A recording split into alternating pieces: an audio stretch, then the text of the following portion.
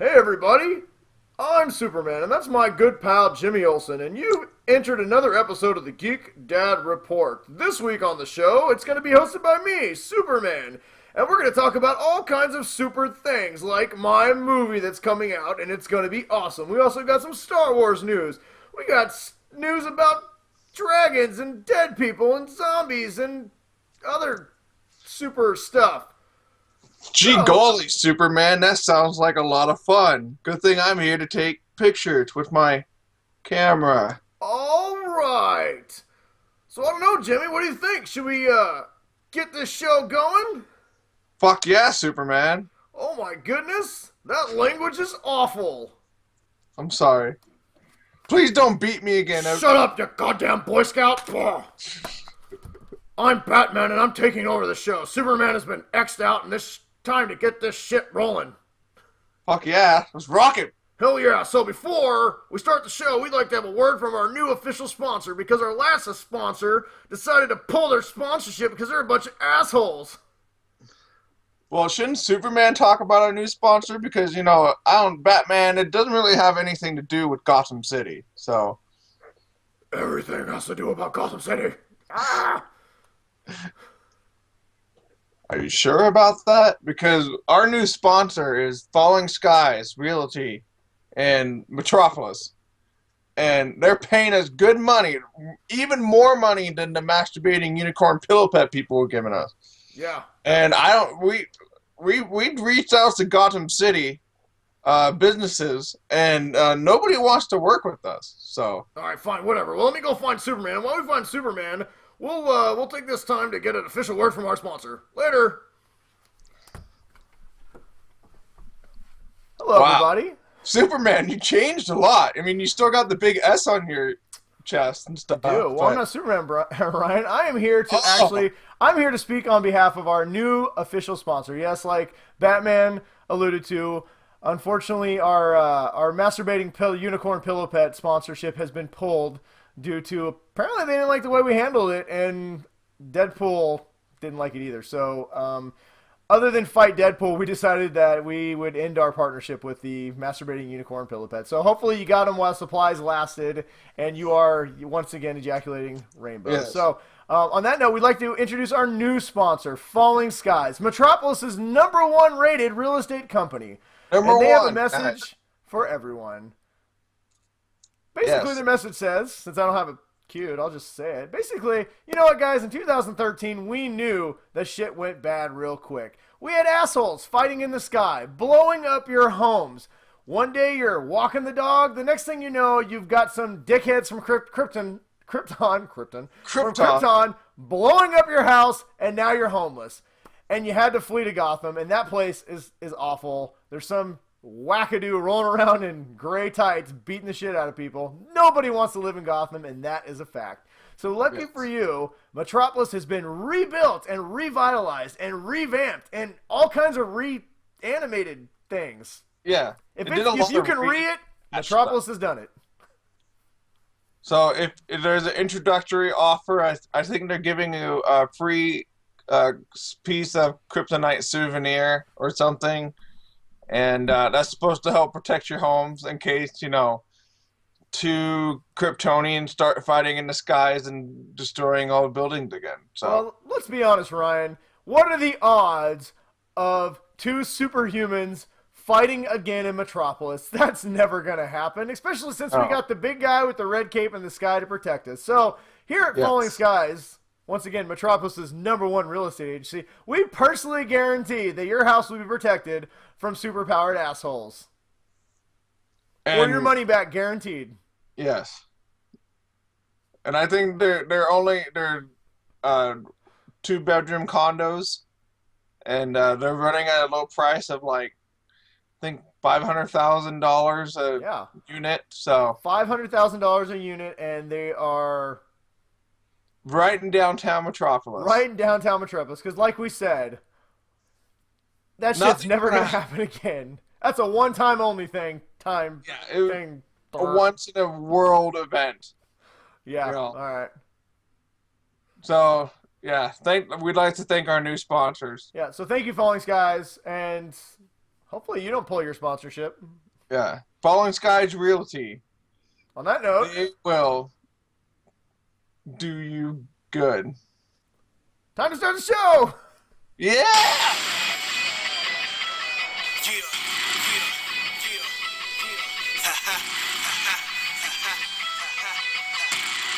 Oh, we them bad boys. Sip the game. Yeah. C's. The anti-sab. For the aces. Let's go. Well, hello everybody. Welcome yet again to another episode of the Geek Dad Report. The one show dedicated, formulated, specially created to pretty much just entertaining you guys and making sure you know all the things you need to know so that when you go to work tomorrow or Monday that you are really the cool person who knows all this stuff and not the guy who doesn't. Yes, we're all about making cool people. So Yeah, we're all about making people super awesome like us. I am, as always, Brian West, your loyal, I don't know. I feel like if I use too many adjectives to describe myself, I'm just being an asshole. So I am Brian, your forever here host, and that is my beautiful co-host, Ryan. And we're here to fucking pump you up. yeah, even though we're kind of slightly deflated from another long week of life, Oh so my god.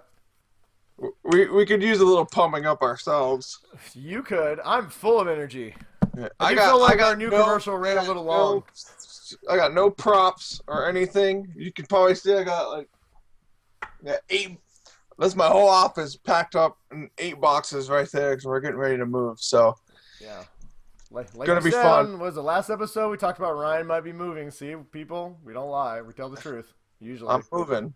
I'm either moving and let's see, we're either gonna move 1,800 miles or we're gonna move 8 miles. Well, Ryan, if you're moving to Metropolis, We'll Falling Skies, Metropolis' #1 rated real estate agency, could probably hook you up. They've already offered me a free house as Free part house, of the Kryptonite? sponsorship deal, so I'm set either way. Well, just remember, Ryan, Falling Skies, that shit can't happen again. Hey. Yeah. Oh, I don't know. I got my little piece of kryptonite that it'll protect me. I don't know if this new sponsorship's gonna work. I mean, they're pretty cool, but they gave us their commercial to run like literally 30 seconds before the show started, so we kind of just had to wing it a little bit. Hopefully, it worked out. Yeah, and it did seem it ran a little long, so It ran a little rambly at times. Yeah. I think we'll whoever make sure wrote that. their marketing department does not know what they're doing. Yeah, we'll make sure that if they're still our sponsor next week, that we will we'll talk to them and trying to tighten it up a little bit. Just tighten it up just a little bit. That was just out of control. Yeah, well, on that note, hi Ryan, how are you?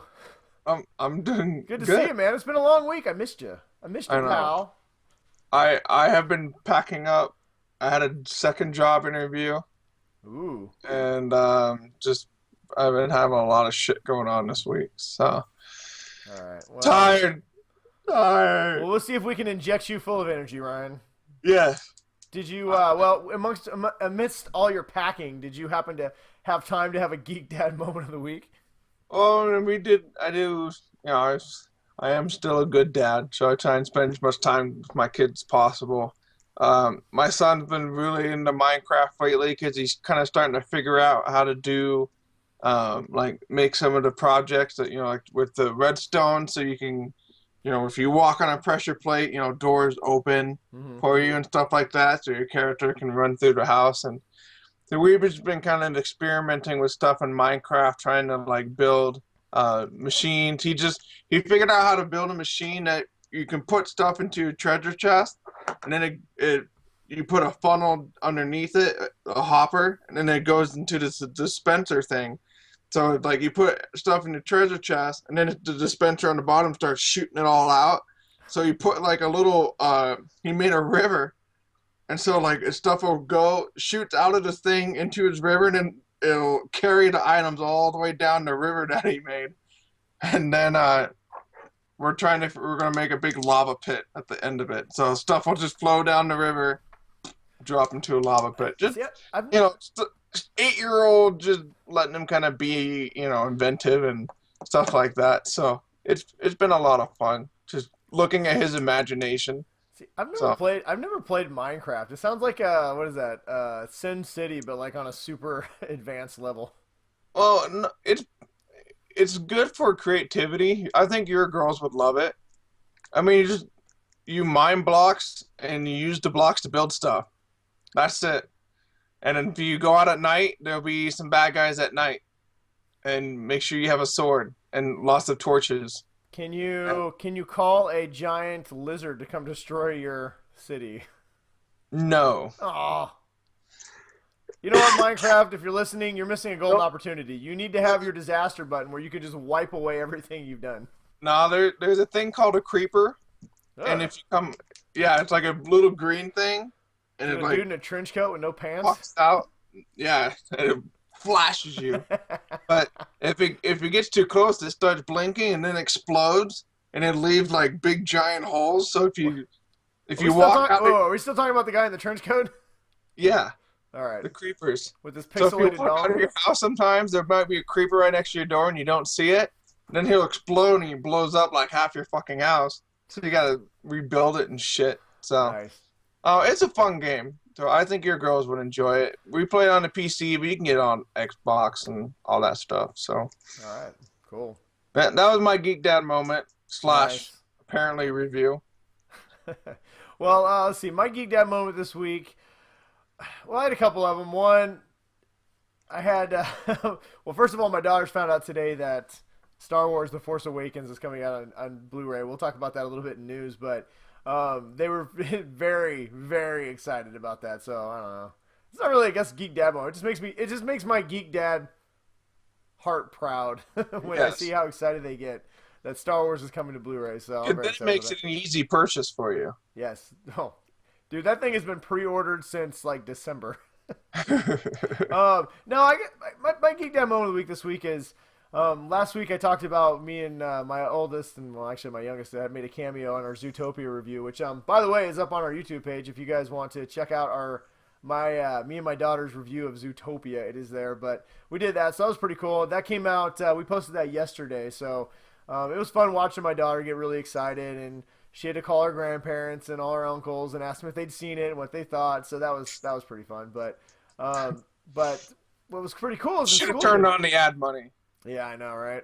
Well, we'll see. When we start getting more views, we'll throw in the ads. I don't want to bother people too much with 30-second ads of Toyotas or whatever else. Masturbating unicorn pillow pads. Especially since we don't sponsor them anymore, or they don't sponsor us anymore. We can't talk about that. We do not recommend them anymore. Yeah. Hopefully Deadpool doesn't stab me in the back of the head while I'm talking. But no, my Geek Dad moment of the week this week is at school the teacher gave the kids projects. They could choose a different homework assignment, something they want to do. It's kind of a fun assignment versus like math or whatever. And so one of the things was you could pick a movie and you could review it.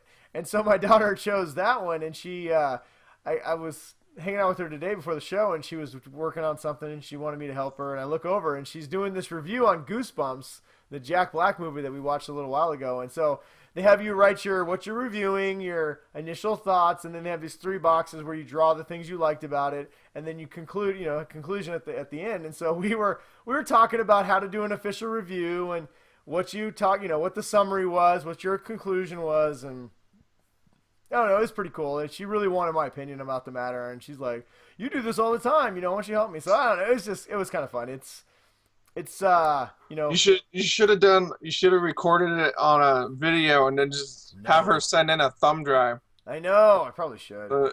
The project. I gotta start thinking about these things. I could have just whipped out my iPhone and put it on our Facebook page, but it's me and Ryan. We don't get paid to do this. We do this because it's fun and we love hanging out with each other, and we love you guys, our fans, and the feedback you guys give us, and we like interacting with everybody.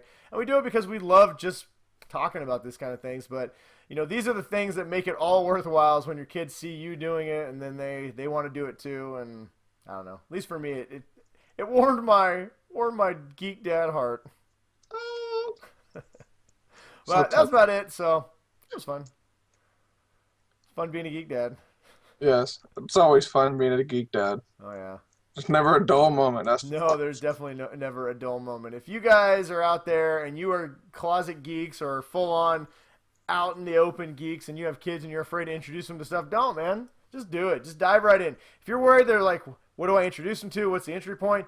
Don't worry about it. Just expose them to everything. Let them choose what they would like, and then just run with it. It's fun. well, and your kid will let you know, and when's the time for something. Like my son was never really interested in Star Wars until this year, and he's Yeah. 8 years old. So Same here. it'll happen when it happens. Sometimes you can try and show them stuff, and they won't give a shit at all.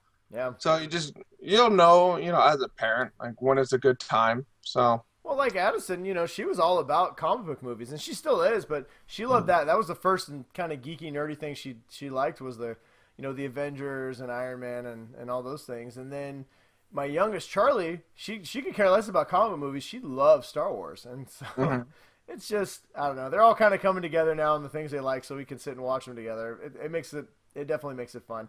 As a guy who's only got 2 girls, never going to have a boy, which is fine. I love my daughters. But it is cool to have 2 little buddies that I can do stuff with. And they'll never play football, but at least they can enjoy my other passions with me. So I'm pretty excited about that. All right. Well, moving on. Ninja news time, Ryan. yeah. I believe there are members of the Foot Clan of disinformation that we've got to give them one of these, one of those. iTunes listeners, I am busting through my black belt ninja moves. Do 2 fingers right in the eye. Oh, man. You did the eye gouge? Oh, Yeah. Man. Let's do the back rake. Parkour, man. That was... Or like I just go. We didn't do the song. I feel like those moves were inspiring though. That was pretty inspired me, Ryan. I think we should just dive into it before We have got to come up with some intro to this segment. It is getting worse by the day. Our intro is getting more uninspired and craptastic. Not even craptastic, just crap. Yeah. By the day. We'll figure out something. All right, Faithful 50. If you guys are listening and you have a great intro, if you guys want to put together an intro or some music, you guys want to do shit for us, or something original that we don't have to pay you for and can air whenever we want to, this is your moment. This is your time. The coach is calling you in for the play at the goal line, to quote a sports analogy here. And you guys are in. It is your time to shine. Send us something that we can steal, we'll just have, and not pay you for. Brian and I have been quarterbacking the whole fucking game. All right, Phil, you want to be a general? We can only put the team at the threshold of victory. Yeah, it is your moment to shine, Faithful 50. Send us something. Yes. Or we'll make something eventually, we promise. God, we've stalled long enough. All right, well, we always start with Star Wars news. There's not a lot of Star Wars news, but it gives me a chance to play with my lightsaber. All right, turn it off. You've already talked about one of them. It's the only one. Yes. And now my lightsaber's malfunctioning. Hang on. God damn it. That's what she said. All right, fix it. Yeah, shut up. You shut your hole, Brian, jerk. Like we mentioned earlier, The Force Awakens was announced today that it is finally coming to Blu-ray and home digital download entertainment. It's going to be available on all platforms April 1st. Well, Disney's going to make another $1 billion right here. They can't wait. They're counting their money. They know they're going to make so much money on this that they released a special Blu-ray digital download advanced trailer today. And it's actually pretty awesome. I'm not going to lie. It shows some of the cutscenes, some of the behind footage you're going to get on the Blu-ray, and it looks pretty awesome. You can get it on digital download and Disney Anywhere on April 1st, and you're going to be able to get the Blu-ray on April 5th, so you don't have to wait too much longer. But I don't know. I don't got anything to say. It's fucking awesome. You've seen it. Everyone knows they've seen it, and you know you're getting this movie. Yeah, everyone's going to get it, so just shut up. Yep, so we got about a month to wait, unless you want to get it like on iTunes or something. You get it a little bit sooner, so yay! It's pretty much all the Star Wars news we got. I put some notes down here. Rogue One still has no trailer. That's not really news, but hey, we're still waiting for it. Yeah. We officially know more about Episode 8 than we do Rogue One, which comes out in a few months. Well, 8 months. Yeah. I guess it's more than a few. Star Wars Rebels had an awesome episode last night. You should be watching that. Now I'm just starting. I gotta watch the first season. Still. I haven't done that. You're lucky. You're lucky. We're good friends because I might have to unfriend you for not watching this show. How are you not watching Star Wars Rebels? It is so good. Well, it's a fairly extreme stance to take, Brian. Dude, yeah, that is Just really letting you know that. I'm an extreme kind of guy, man. Oh, Dude, I know. last night it had Darth Vader. It had Stuff falling. It had Yoda. Dude, it was so good. You gotta watch it. All right, well, that's all Star Wars news we got. But considering we always talk Star Wars, we had to talk There's Star nothing Wars. going on right now, so I don't know. Whatever. Ryan, you're bringing me down. I've been trying to bring you up this whole episode. So I'm gonna stare angrily at you for 3 well, seconds. if Batman versus Superman news cannot bring you up, then I think we should just stop the episode right after all this. So Dun, dun, dun, dun, dun. All right, I'm energized. Batman v Superman is coming, people, and it's gonna come really hard. Bam! now that's what she said. Boom! Got it. But no, all jokes aside, Batman is expected to hit really, really hard. Opening weekend is tracking right now for about $140 million. So it's not the biggest ever, but it's definitely a respectable amount. I think it would place it 6th or 7th all time for superhero movies. They'll make their money back. Yeah, it's gonna. I think everyone's a little cautious because nobody really knows how this is gonna go. There's a lot of people really excited, but there's a lot of people kind of on the fence waiting to hear what the reviews are going to be and what people say, whether they're going to dive right in. I mean, let's be honest. We're all going to go see this movie. Even if people say it sucks, people are still going to go see it. But there's been a couple early reviews. I think somebody from Entertainment Weekly got to see it already, and he couldn't say much, but he did say, hey, I really enjoyed this movie. It's a good movie. If you liked Man of Steel, you're going to love Batman v Superman, so take that as you may. As a person who loved Man of Steel, yeah, that's good news for us. that's good news for us. But it is tracking to do relatively well. That number could obviously go up based on word of mouth, or it could go down based on word of mouth. But that's about what I predict a weekend probably somewhere in the neighborhood of 150 million. Deadpool had some crazy hype behind it. I think that's why it blew away expectations. But this has, pessimistic hype, I guess, if that's actually a term, is kind of what I'm seeing with Batman v Superman. Which, if you watched our episode last week, we think is stupid and crazy because we're both really excited for this movie. Yep, and it's coming soon. Couple weeks. It's coming very soon. You can bet your sweet caped asses are going to have full coverage of that, and we are going to talk a lot about that in the weeks to come. So, in fact, we're going to dub the Geek Dad Report this Batman v Superman month. And we will be having all kinds of fun Batman, Superman antics and sponsorships the whole month of March. I don't have any of my Batman figures. They're all packed up. So Ryan, we will give you a pass because you are moving. I have lots of stuff here that I will bring double. Yeah. Brian will amounts. more to make up for it. I will bring massive amounts of just shit to the show. I don't know. Superman stuff. Batman stuff. If that is the issue excited, the fact that Oscar-winning writer, director, producer Ben Affleck reportedly changed a bunch of stuff in the script to make it better for Batman v Superman. So, yes, but what was he wearing when he did it? okay, fun story. So apparently not only did Ben Affleck change aspects of the script that he found not as strong, he did it while he was wearing his Batman suit many times on set. So yes, people. And if that is true, that's just awesome. I want you to process that in your minds. This guy wearing this costume said, "Give me that goddamn script," pulled it out of someone's hand, and grabbed out his bat pencil out of his utility belt and started bat scratching and bat-splaining new scenes. And he said it was backtastic, so... Yes. Then he threw it right back in that person's face. Yeah. Said, this is what we're doing now. And said, "I'm Batman. You're going to do what I tell you to do." And then threw a batarang at him. Now get me a sandwich. And then get me a bat sandwich. Yes. We don't know if any of that last part actually happened. Me and Ryan may have embellished a little bit. But we do know that he did actually rewrite some of the script in his Batman costume. So, and if you're not sure yet, I mean, I wrote a whole article about why Ben Affleck is going to be awesome as Batman. You can read it at watchplayread.com. Yes. But, I don't know. The guy did win an Oscar for Argo, Good Will Hunting. He knows what he's doing. Yeah. The movie's going to be awesome, people. Just deal with it. Just fucking deal with it. Batman v Superman is also going to be getting a little bit of a prequel. Well, not a little bit of a prequel comic. It's going to tell the story, I guess, of the unveiling of the Metropolis Superman statue that we see in the trailer. I don't know. Is that something that really needs to be in a comic? This sounds like a really weak promotional idea, especially considering to get this comic, you have to buy Doritos and then use the code on DC's website to get the comic. This comic is going to suck. It's probably. I have not read it. If anybody's read it, let us know what you thought about it, and if we should read it.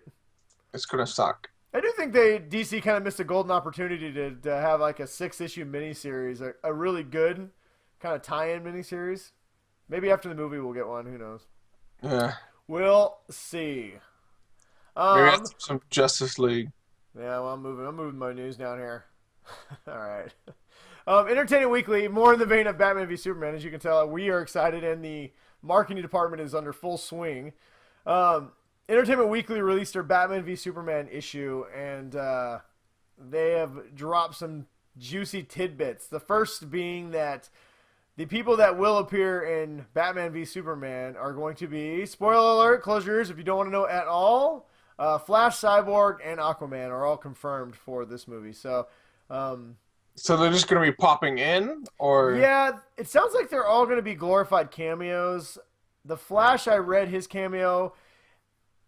I'm not going to talk about it because it is a little spoiler-ific if you don't want to know anything about it, but it's definitely going to be interesting how they do it. So I'm, as a DC fan, very excited with the possibility of how they're going to introduce Flash means.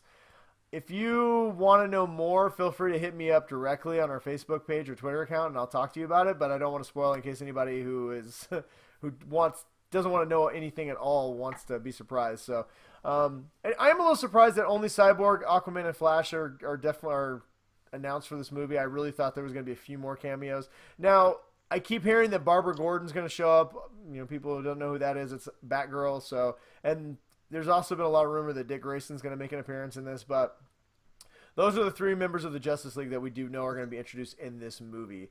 Somebody who's not appearing, which a lot of people thought it might, is the Green Lantern. In fact, apparently the Green Lantern might not even appear until Justice League Part 2, which is very interesting. That movie might have, that terrible Green Lantern movie might have had an effect on that, I'm guessing. Well, I do think that's part of it, but I also think Green Lantern's its own entity. I mean, it's like DC's Guardians of the Galaxy in the aspect of it takes place mostly in space. I mean, I know Hal Jordan's on Earth and does a lot of stuff protecting the planet, but he's a space cop, and part of his duties is out in outer space. So it's completely different than what the Justice League is going to be about. A threat to Earth, where whether it's Darkseid or Brainiac, and they're going to have to defend Earth. It would be kind of strange if all of a sudden this dude that, wears a green costume and has a green power ring, who's a space cop, just shows up out of nowhere and says, "Hey, guys, I'm a space cop." So the Green Lantern Corps movie doesn't come out, I believe, till 2020. I wouldn't be surprised if he makes an appearance in Justice League Part 2 and then kind of, waits for the movie. Yeah, gets his whole story in Green Lantern Corps. It's a whole different, kind of almost genre within DC that they may want to explore at a later date and just kind of keep it grounded. So, I don't know. But he is coming. He's just not coming soon. So, any giant DC or Green Lantern fans, you are going to have to wait just a little bit longer to get a new Hal Jordan and Jon Stewart, and comedian Jon Stewart in a Green Lantern movie. One thing you are not going to have to wait long, though, is a Suicide Squad 2 movie. So if you're excited for Suicide Squad, I guess this is a good sign that it's going to be good, because Warner Brothers already greenlit the sequel, and it starts shooting next year. So, without having any context of exactly what's going to be happening in the first one, I'm just going to say, sounds good to me. So sounds good. They have not announced who is returning, obviously, because if you know anything about Suicide Squad, most Suicide Squad comics, a lot of the people don't make it out alive. So if they said all cast members are coming back, that would spoil the fact that there could be somebody that dies. So if you had to pick one person from this one that you think is going to make it, who you think that I'm Harley Quinn. She's not dying ever. Yeah, that's what gonna say Harley Quinn, probably the one that I would say would definitely not be dying. Well, how about this? If you had to pick somebody who do you think's gonna die versus who's Will not gonna Smith. die? Because they're not gonna kill everybody. They're gonna keep a good chunk of this cast alive. They're gonna kill the Croc. They're gonna kill Boomerang, Captain Boomerang. yeah. They're gonna kill Will Smith's guy with No, Deadshot's not dying. Deadshot. Deadshot, No? he's too big of a major. He's too big of a villain in the DC universe. Uh, They're gonna probably kill Katana. Well, I think Killer Croc's definitely gone, and so is Captain Boomerang. yeah, Maybe Rick Flag. I think Rick Flag might die. yeah, Harley Quinn's definitely gonna survive, and Deadshot. Yeah, well, Will Smith has already said that he's looking to, jumpstart his franchise. He wants he took this job because he's looking forward to being part of a large franchise. I can't imagine he did it for a one-shot deal. Yeah, so I would say those two are gonna be only ones that make it. Yeah, no word on if David Ayer's coming back, but I'm guessing he probably is, especially if they're going to start shooting next year. It would make sense to bring back as much of the original crew as possible to keep it, if they like what they saw, to keep it going for the next one. So, David Ayer, speaking of David Ayer, him and Will Smith are actually going to be teaming up again, not in Suicide Squad, for a new fantasy movie about an orc cop in a fantasy land populated by pixies and orcs. No idea. No name for this movie. It's an original property, but they have signed on to do it. That sounds weird, Yes, it does. but yet kind of intriguing. So Like anything, I'll wait and hear a little bit about it and see a trailer before I make any kind of even snap decision, but whatever. I feel like this is not going to happen if Warcraft bombs. yeah, probably. If Warcraft just tanks gloriously, there will be no orcs on screen for a long, long time. Yes, unless they're being killed by hobbits and humans and Yeah, elves. exactly. Well, hopefully there's no more. I don't know. Did he make a manuscript? Did Tolkien make a manuscript that was 6 pages long that can turn into a 5-part movie? Yeah, it's called a Similarian. It's a prequel to basically everything. Oh, God. So, Well, I'm sure that'll be coming to a theater near you soon when Peter Jackson can't find another job. 3 Yeah. more Samaritan movies will be out. Similarian. They'll call it The Similarian. They'll call it Middle Earth, the beginning. Yeah. Essentially, it's about how a lot of the elf stuff, like from when, yeah, you probably don't want me to go off on it, but yeah, it's super elf and nerdy. Yeah, Ryan, this is not the place for nerdy talk. All right, I come know. on. I just Get your I shit was together. I was looking at your face and your eyes just glazed over and went dead. So I decided just to Ryan, I retreat. may be a dork, but I'm not a nerd. All right, you just Yeah, No, I'm kidding. Whatever. there's a big difference. Hey, I've never read the Lord of the Rings books. I tried. They were really boring. I like the movies, mostly, except for the parts when they're walking, which is most of it. No, I like Lord of the Rings. I do gotta watch the director's cuts. Everyone tells me those are the ones to watch. Well, speaking of movies that I do like, that was a terrible transition. I didn't know how to transition this. We got too far off base. That's a bad transition. Whatever. Last bit of DC, not really DC news, but since Zack Snyder is directing Batman v Superman and Justice League, one of the things that slipped out when he was being interviewed for Entertainment Weekly is that his next project he'd like to do after Justice League is a 300 style movie about George Washington and the Revolutionary War. If it had George Washington saying, "This is the colonies," and he kicks a guy in the chest and kicks him into he kicks one of those Germans. Damn you! You straight stole my after thunder. they crossed the Potomac, and on Christmas Eve they crossed Potomac, and George Washington, "This is the colonies," and he kicked those German Heptite, whatever they were, Damn you! into the river. That is exactly what I was going to say. I was going to say, I only want to see this movie if there is a slow motion scene of George Washington kicking somebody into some river screaming, "This is America." Or the colonies. I don't really care. I'd like to say America. Hopefully why a bald eagle slow motion comes swooping by behind him. Yeah. And he should have a shirt open with a ripped chest while he's doing it. Oh yeah. It's got to be. And they You know what? They This beat up sounds so. the Germans that were encamped on the other side of Potomac, and that's how they're able to win the war. This sounds so fucking weird that I feel like I have to see it. Yeah. Apparently he was inspired by that famous painting where George Washington's crossing the Potomac River, where he's like all stoic on the front of the boat. I think that's the Potomac. I don't know. But he saw that and he thought to himself, man, that looks like something out of the 300. And apparently that inspired him to, that's what he wants to do next. We know what? Zach, Geek Dad Report approves. 2 thumbs up. Do it. Yeah. Cast us in the movie. We want to be in the movie. Kick somebody into a river. Yeah. You can kick me into a river for $20. Yes. You know what? I want to get kicked into a river. What? The fucking Ghostbusters trailer. Oh my god.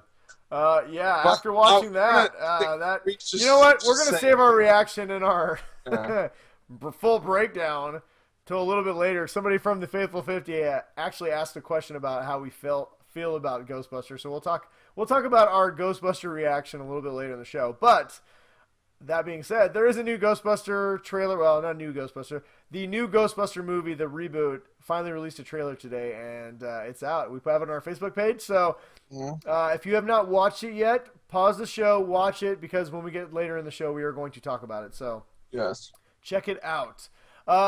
Something that I've heard you shouldn't check out, Fuller House on Netflix, the Full House reunion. I don't know. I don't know if I want to watch it. I've heard it's awful, but apparently enough people watched it. It's getting a season 2. It's been renewed by Netflix, so hey, there you go. Hey, those people get a paycheck for another year. Yeah. Well, 15 shows are getting paychecks for at least another year from ABC because they have done early renewals for 15 of their network shows. I wouldn't mention all the shows, but 15 is a lot. The only one noticed, really that pertains to our show is Agents of S.H.I.E.L.D. is coming back for a 4th season, so that's good news. I believe Agents of S.H.I.E.L.D. actually starts again next week, so I'm pretty excited about that. Yeah, that one's coming back. Really soon. It'll be awesome. Ward, by the way, Ward has been apparently, spoiler alert, he's been confirmed as, what was it? Hydra? No, not Hydra. It's the Hive. Oh. I don't know, some kind of alien entity.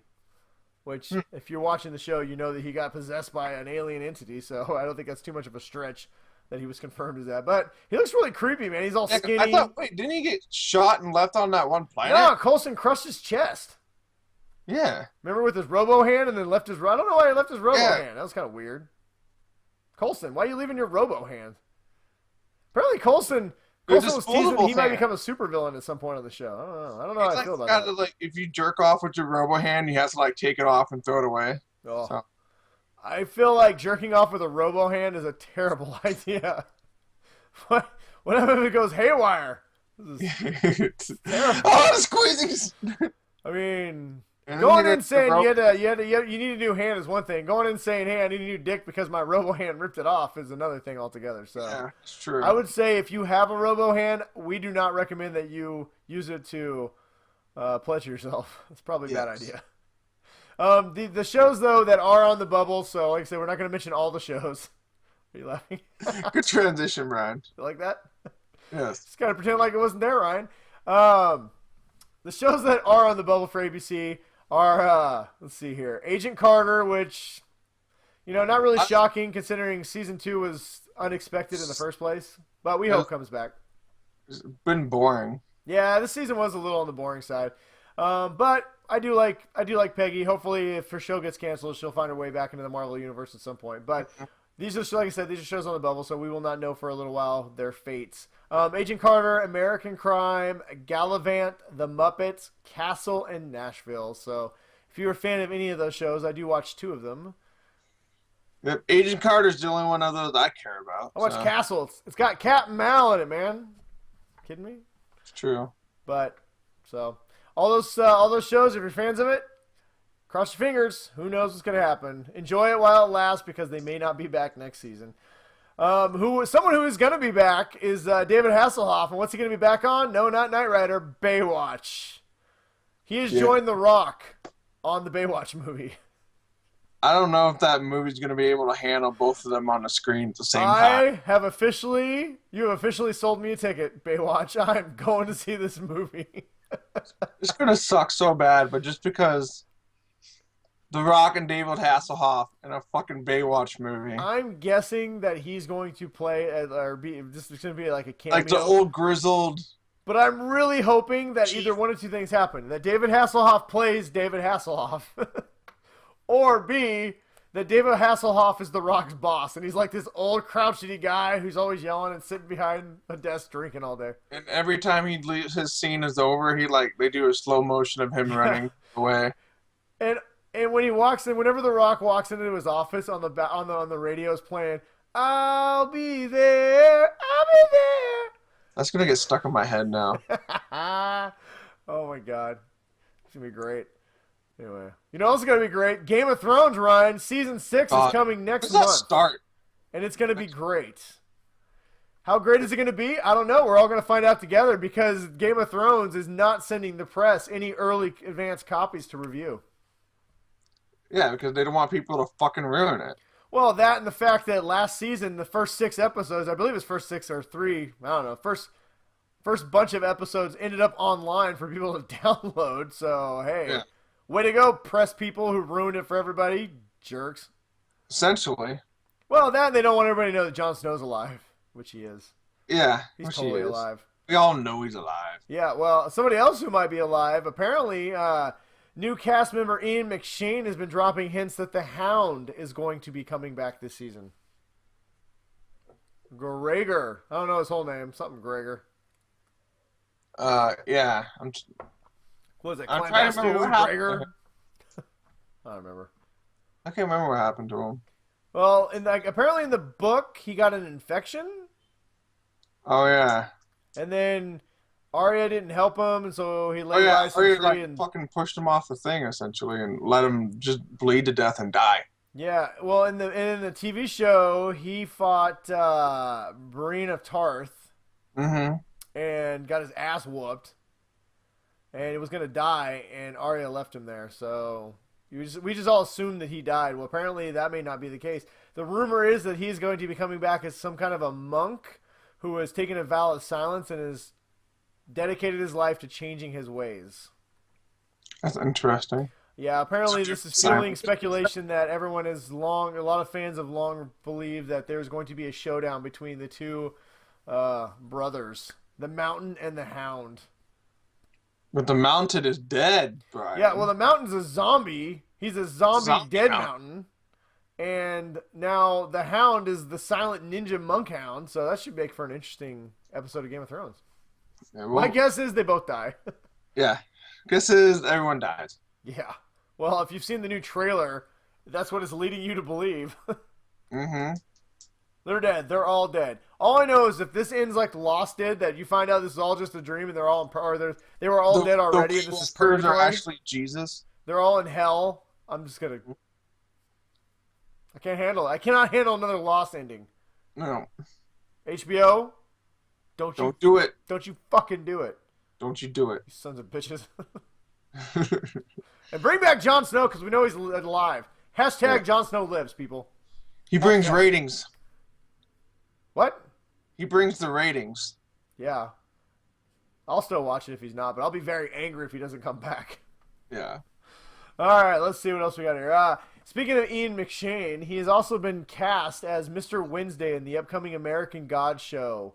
The new series on Stars based on the Neil Gaiman fantasy novel that is massively popular. I've been meaning to get around to reading that. It's supposed to be good. I heard it was really. I wanted to read it, but I knew the show was coming out, and so I figured, like, why read the book when you the should show? be lazy and watch the show instead Well, of it's reading. not so much about even being lazy, honestly. I mean, I'm not sad that I haven't, that I didn't read Game of Thrones before I watched the show. It's such a good show.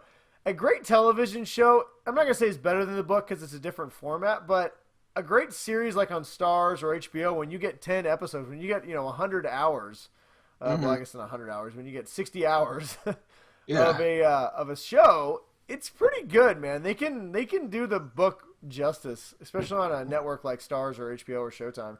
So, if anybody's not familiar with American Gods, apparently it's what it sounds like. It's a bunch of deities who are kind of fighting in America for supremacy and power. So it sounds like a pretty cool show. It sounds like a pretty cool book that'll make a good show. Wait, I've been meaning to get to the books, so. Yeah. Well, another book that I've been meaning to get to, another book series I've been meaning to get to is the Dark Tower series. Everyone keeps telling us we got to read it. Yeah, everybody keeps saying how good it is. So. Well, Faithful 50, self-proclaimed General Phil, has been yelling at me to read the books and that he would even drop them off at my house and let me read it. But I haven't done it yet.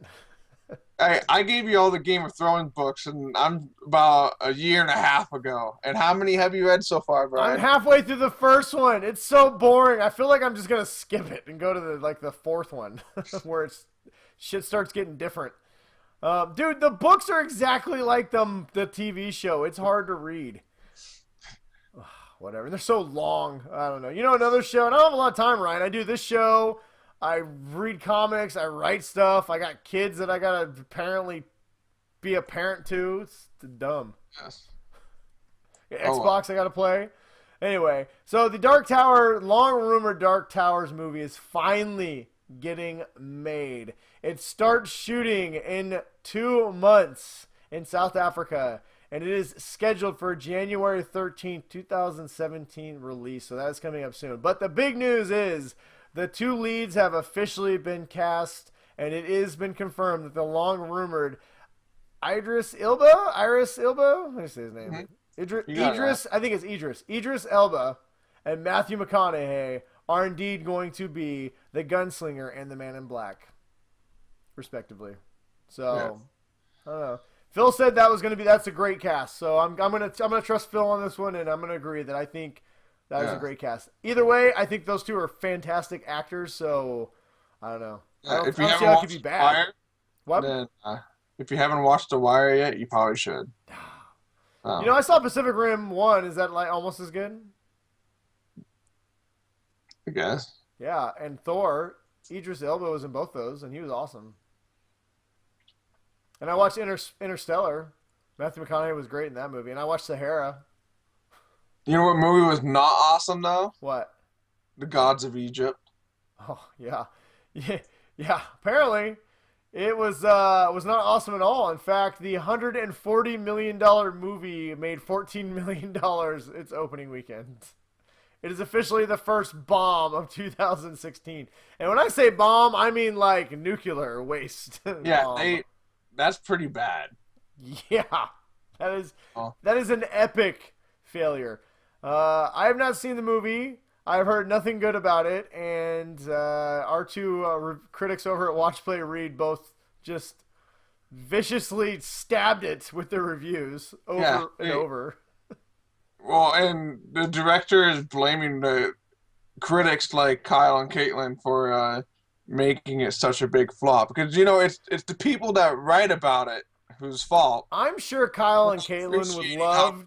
It is. I'm sure they would love to be able to admit that they have enough power that they personally tanked this movie. Yeah, but that is unfortunately not the case. Yeah, I don't know. I read his Facebook post that I forget the director's name, but he wrote a scathing.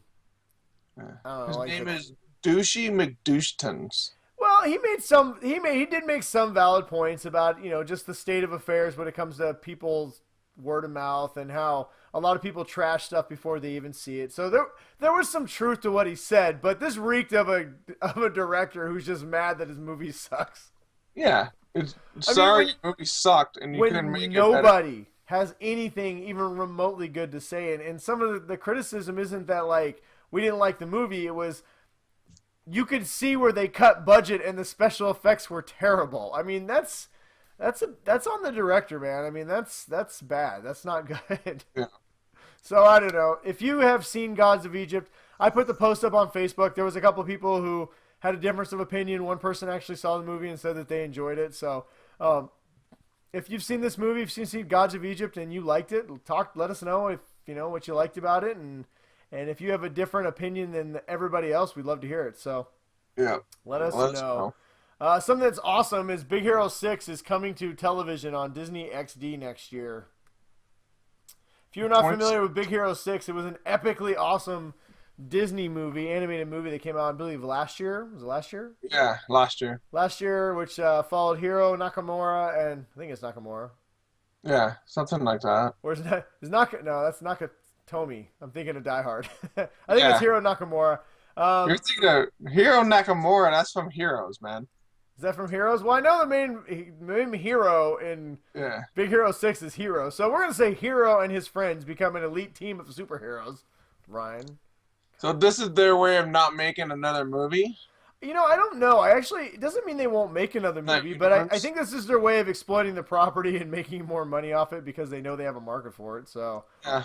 I don't know. True. But it's Disney XD does some pretty good shows, so I'm pretty excited about this. The show is going to take place right after the events of the movie, so it's going to be a true sequel. Doesn't mean there's not another movie in development. I personally would love if another movie came out. This is basically Disney's first Marvel animated superhero movie.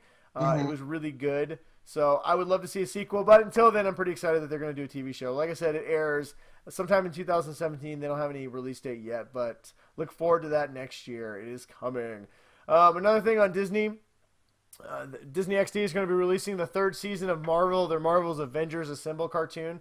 It's being rebranded as a Marvel's Avengers Ultron Revolution, and it airs March 13th. The third season does. So if you have followed that, I followed the first season a lot, but it kind of got boring, so I quit watching it. But Yeah, that sounds I like it might haven't be kind of watched cool. at all. Yeah, it's an alright show, but if you enjoy that, it is coming back soon. Another thing that's kind of coming back soon is the Harry Potter universe is coming back without Harry Potter. Yeah. Fantastic Beasts and Where to Find Them is coming out this summer, and J.K. Rowling has announced that they are, in fact, it's going to be the first movie of a new trilogy. So Is she making a book or? I do not believe there's going to be any kind of book novelization of these movies. She did write the script for the first one, and I'm guessing she'll probably do it for the next ones as well. So I mean, this is her universe. This is her story. This is going to have her fingerprints all over it. So as long as she's involved, I'm in. I'm a big Harry Potter fan. They were great books and good movies. So Gonna make a shitload of money. So. they're going to make a shitload of money. Side note, I did not put it in the notes, but her what was the play? The eighth Harry Potter story, the Cursed Child. Oh, I think it's the one that's being played in London. Yeah, the one that was turned into a play. I believe it's Harry Potter and the Cursed Child. A lot of people expect sold out. Like yeah, immediately. The book's going to be. They are going to turn into not turn into a book, but they're going to publish the script in a book form so we can all read it for ourselves. Since we didn't get to see the play, but a lot of people speculated that they were going to turn that into a movie. She said there is absolutely no plans. There's no truth to that rumor. They have no plans to develop into a movie until Fantastic Beasts and Where to Find Them makes $8 trillion and Warner Brother backs up an entire bank and drops it on her house, and then we'll get Harry Potter 8 soon. You heard it here first on the Geek Dad Report. yeah.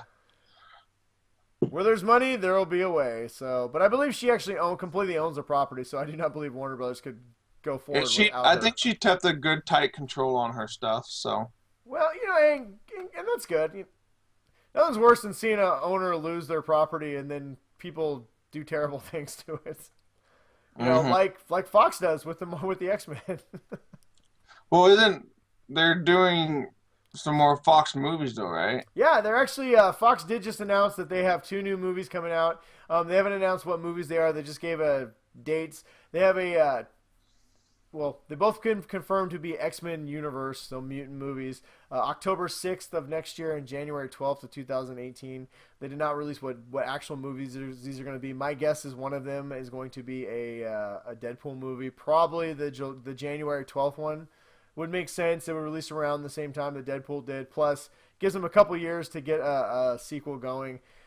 They could do October 6th, 2017, but that seems awful soon. I mean, that's only a year and a half away to get a sequel done, scripted, and put out. So I would guess that one of those is going to be Gambit, considering they have pulled Gambit completely off the schedule. So Gambit was supposed to be released later this year in October.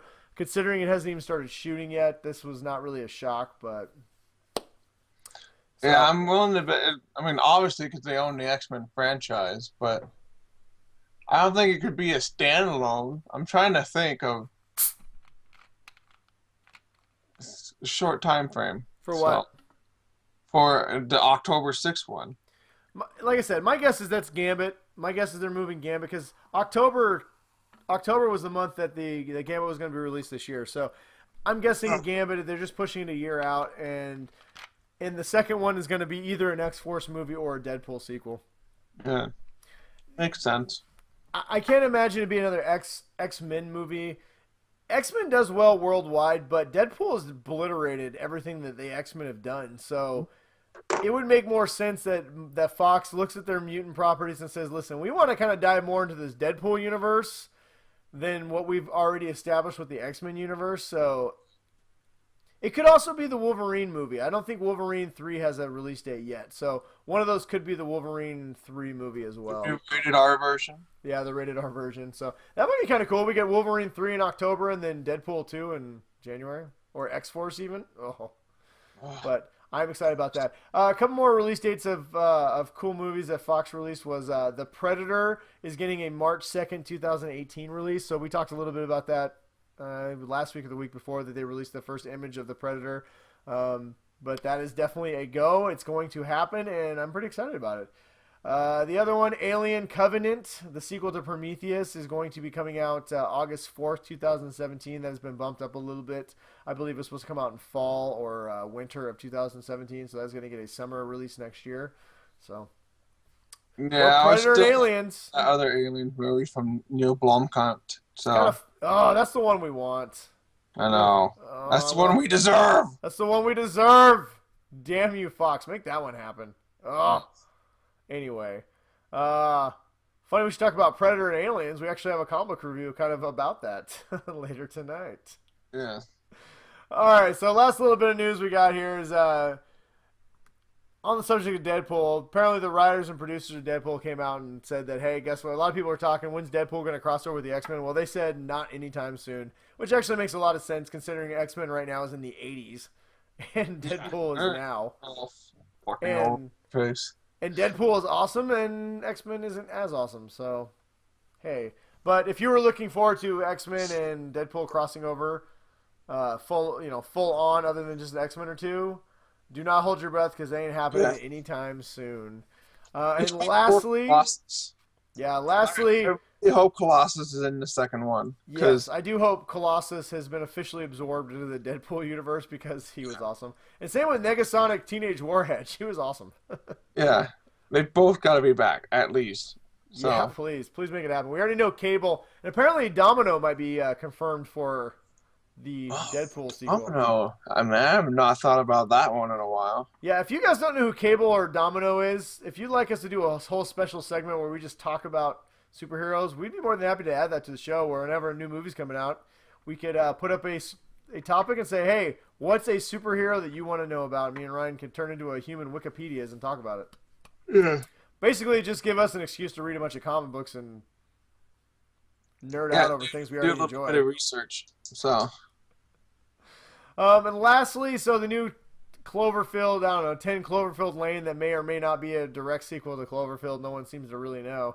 Apparently, well, it's a tie-in to Cloverfield, at least in part. But J.J. Abrams says that he has an idea for a third one that would tie all three movies together. So looks like Cloverfield is probably going to be a trilogy.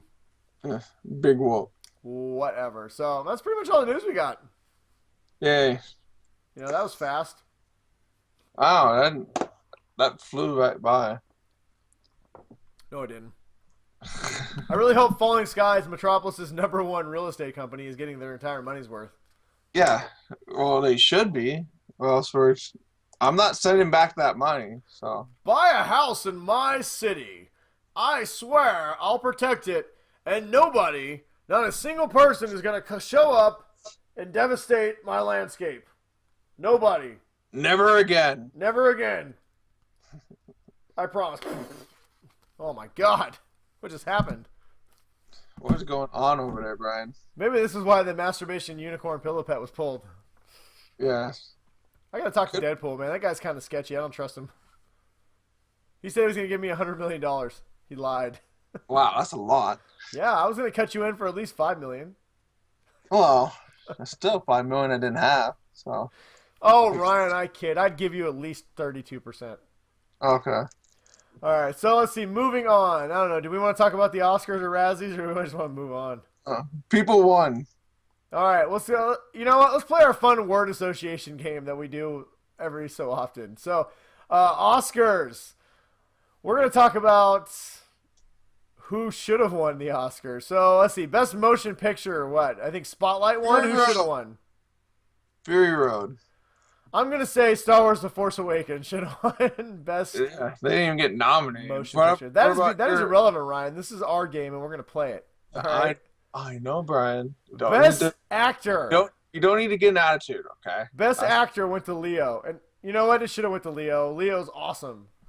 Yeah, he deserved it after all the shit that he never won for. So. You know what?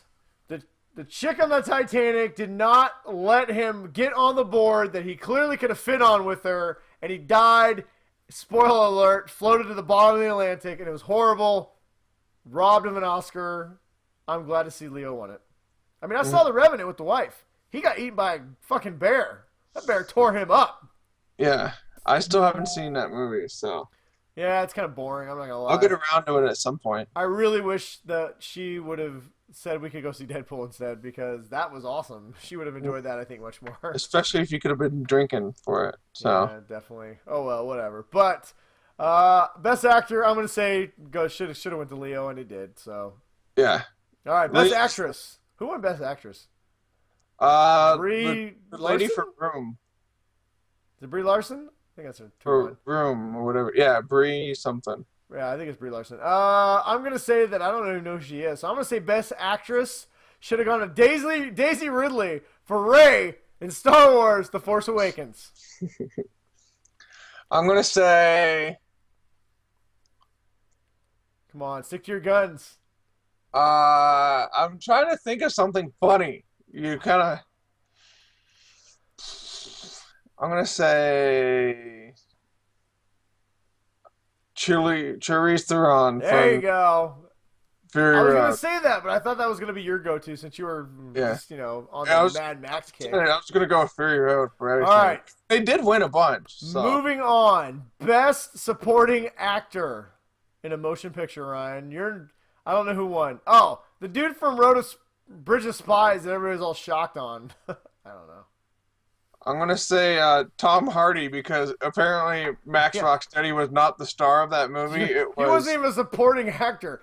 Tom Hardy should have won Best Background Actor in his own movie. Yeah. Best guy to, kind of had some lines. Oh, can I just say, too, that also for Best Movie, it should have been co-won by Straight Outta Compton, because that movie was fucking fantastic. God, I still got to see that. That movie is so good. Damn you, Oscars, you old white people. Straight Outta Compton was infinitely better than whatever pile of crap movie you gave it to. I don't know. The Spotlight? I don't even know what their Spotlight. It's about the Boston newspaper who blew the lid on some kids getting touched by preachers. I mean, don't get me wrong, that's terrible, but that's been going on for a long time. I mean, they could have nominated that movie some other time. Good job, people. Whatever. Straight Outta Compton was about the people. We were robbed. Anyway. All right, Best Supporting Actress went to, I can't ever say her name, but the girl who is in Ex Machina and Man from U.N.C.L.E. and the Danish girl. The white lady? She's not really white. I don't know. I think she's really hot. She's really pretty. She should have won. She did win. Tom Hardy in a dress. Yeah, Best Supporting Actress. Mad Max, Fury Road, Tom Hardy. Yes. I'm going to say Best Supporting Actress should have been Carrie Fisher for The Force Awakens. I'm going to say BB-8. BB-8, who may or may not be a female. Was a female, so. There we go. I like that. That's a great pick, Ryan. And we're not going to dive into the others, so that concludes me and Ryan's Oscar Spectacular. Woo! Woo! Was there anybody who you felt was robbed? Apparently, Sylvester Stallone was robbed, according to everyone. So I don't know. Apparently, Creed was robbed.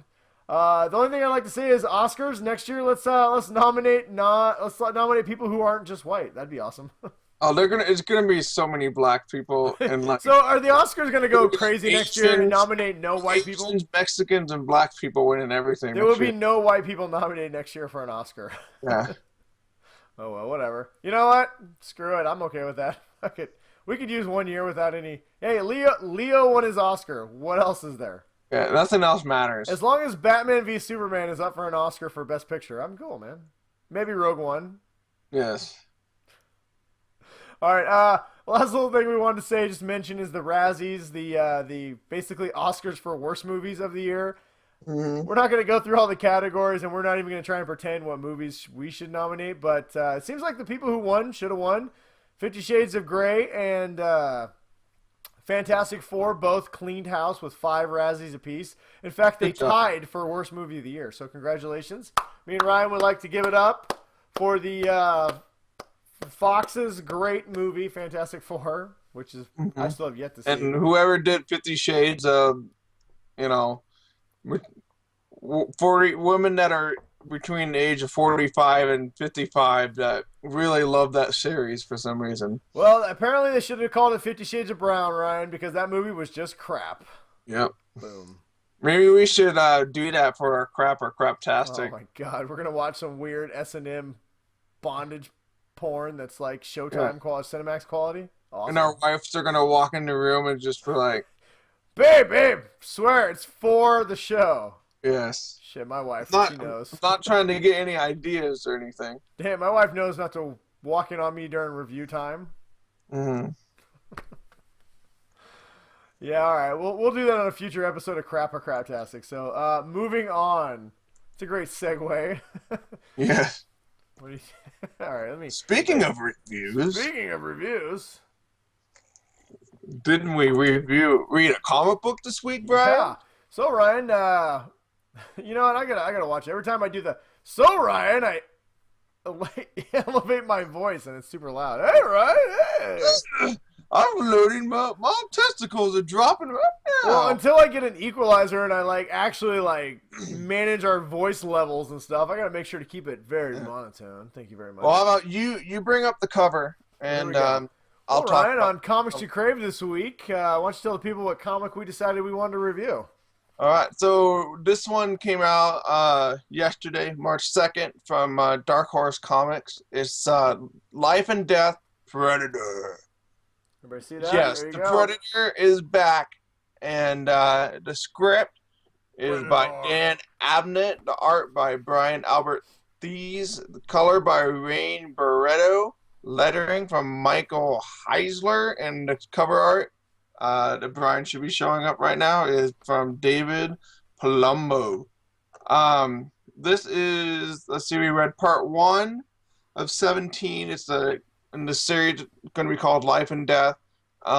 It takes place approximately 43 years after the event of the Aliens with an S, and just over 1 year after the events in Fire and Stone, which I did read a couple of them. I did too. That was Dark Horse's Predator, Aliens, and Prometheus mega crossover. The So. Predator, Alien, and Prometheus, big crossover kind of thing. I read a lot of the Prometheus ones. They were pretty good, I thought. They were but- good. That series was just so big; it was a little hard to follow. And just to clarify, this Predator run is actually 4 issues. It looks like the Life and Death is going to be a 17-issue saga that spans more than Predator. So That's what I said. This one is going to be. It's like I said. This is one of 4. Hmm. It says so right here.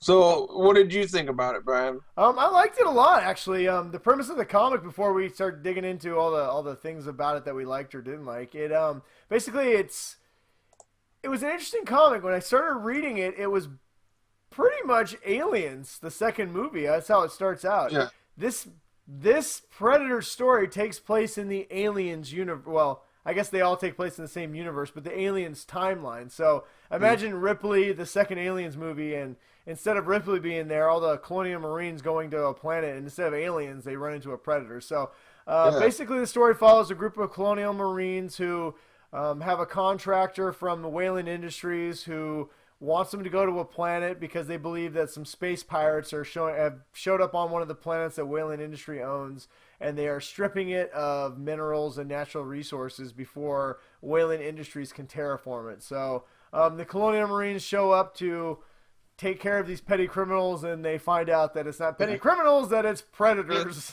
They on find the a planet. big old fucking Predator spaceship. We're gonna, hey, let's go right here. There's a bunch of weird shit going on. Yeah. And I'm sure everything's going to be really easy for us to clear this up. Yeah, And needless But to no, say, there's a lot of colonial marines. So in this first issue alone, a handful of them die horribly violent yeah, deaths. no, And I would say my favorite one was when the guy kept getting bit by mosquitoes. that was a And good then setup. just go, oh man, you got three huge red dots on your face, like in the shape of a And triangle. they're like, it really is And kind then, of glowing. yeah, like your face is like, what's going on with those three big red dots? And everyone, all of us, like, eh. And then it's just, the next cut, it's just like His his head head's gone. explodes. And I was, Yeah, no, it was. when I got to that part in the comic, I just went, Yeah, yes, as a this guy is who what. loves Aliens and Predator, this was a great mismatch. I did not when I started reading this, I did not expect to get this, and I loved it from the start. I was like, this is awesome. I'm reading it, and the best compliment I can give it is that this is a movie I want to see. I want to see this movie. Yeah, Of all the that's weird I mismatched didn't movies we think get, I about want to that. see an Aliens movie that stars a Predator or Yeah, Predators. I honestly I didn't even think about that, but now that you said that, I think I would watch that movie, or at Yeah, least like I don't know about animated, but I'd watch a movie. I think if they did the animation in a fun, almost like the way DC does their animation in that Yeah, Japanimation true. style, I think it would be fun to watch. But I would love to just see a. I am hopeful that the new Shane Black Predator movie is this, because it would be Yeah. awesome to see colonial marines from the alien universe fighting multiple predators on a planet. So, I mean, Well, I think and we to only your seen point, one so far. well, I and think the there's writing like was really strong in this. To your point, like you said about the getting bit by bugs, that was a great because that was set up for. I mean, that was set up for about 6 pages worth until you Mhm. get to that payoff, and it was great. It was Yeah. a great payoff by the writer. And in fact, they even threw in some lines as a very hardcore Aliens fan. There was some lines from Aliens in this comic book that they kind of threw in there that kind of like somebody would say when one of the guys goes, "Man, it's hot here," and one of the Marines goes, "Yeah, but it's a dry heat," and then he cuts him off, which is a line from Aliens when he's like, "Yeah, Sarge, but it's the dry heat," and he's like, "Shut up, Hudson." Yeah, I really liked the writing in the comic, and I really liked the artwork. It was 33 pages long, hmm and it really it wasn't like like last week we got with the Army of Darkness, you got a lot of one page huge spreads. hmm This one was you got a lot of good panels, and it flowed really well, and it really built the story built up for a first issue to a point where I have to read the second one. Oh yeah. Oh And yeah. it's definitely going to be something I'm not going to wait for the trades. No. It's I'm going to keep reading this one, as they come out. No, So this is a great 4 issue series, and I'm officially interested in the 17 comic arc now. If it's this, yeah, I'll read all 17 issues. But this is a oh comic yeah, book that I just won't even read on digital. I might actually buy the trade after the fact just so I can have it on the shelf later and read it later. I yeah, really liked it a lot. Now, the artwork, I did enjoy the artwork a lot. My only criticism of this book actually has to do with the artwork. I like the style that they did it in for the most part, especially when it got to the violent parts. The way that the lines aren't clean and it's almost an abstract art to it. It made the violence much more visceral. The blood was more gory.